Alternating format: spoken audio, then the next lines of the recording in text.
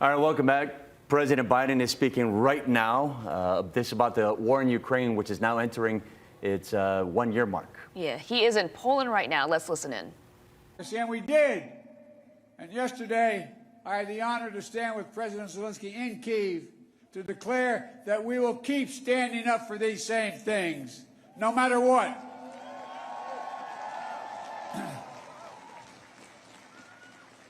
When President Putin ordered his tanks to roll into Ukraine, he thought we would roll over. He was wrong. The Ukrainian people are too brave. America, Europe, a coalition of nations from the Atlantic to the Pacific, we were too unified. Democracy was too strong. Instead of an easy victory he perceived and predicted, Putin left with burnout tanks and Russia's forces in disarray. He thought he'd get the Finlandization of NATO. Instead, he got the NATOization of Finland and Sweden. He thought NATO would fracture and divide. Instead, NATO is more united and more unified than ever before. He thought he could weaponize energy to crack your resolve, Europe's resolve. Instead, we're working together to end Europe's dependence on Russian fossil fuels. He thought autocrats like himself were tough and leaders of democracy were soft. And then he met the iron will of America and the nations everywhere that refused to accept the world governed by fear and force. He found himself at war with a nation led by a man whose courage would be forged in fire and steel, President Zelensky. President Putin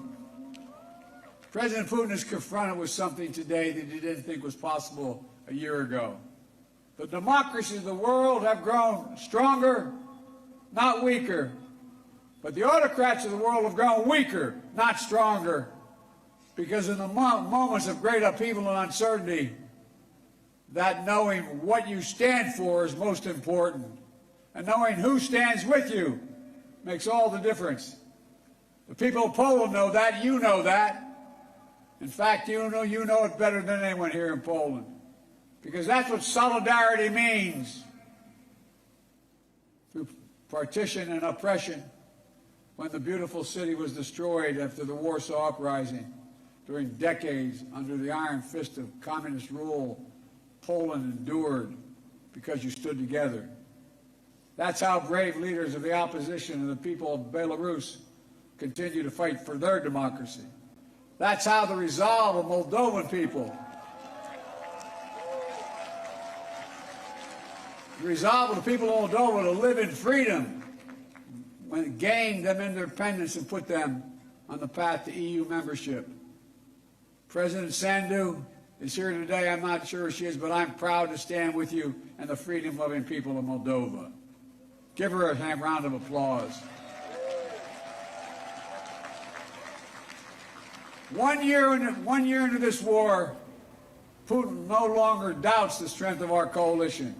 All right, you are listening in live to President Biden, who was speaking in Poland as we reach the 1-year mark after Russia has invaded Ukraine. We're going to keep monitoring this. If anything of note comes up, we'll bring it to you live right here on Sunrise. By the way, you can watch that speech streaming on our website, Hawaii News Now, our website, hawaiinewsnow.com, and on the Hawaii News Now Facebook page.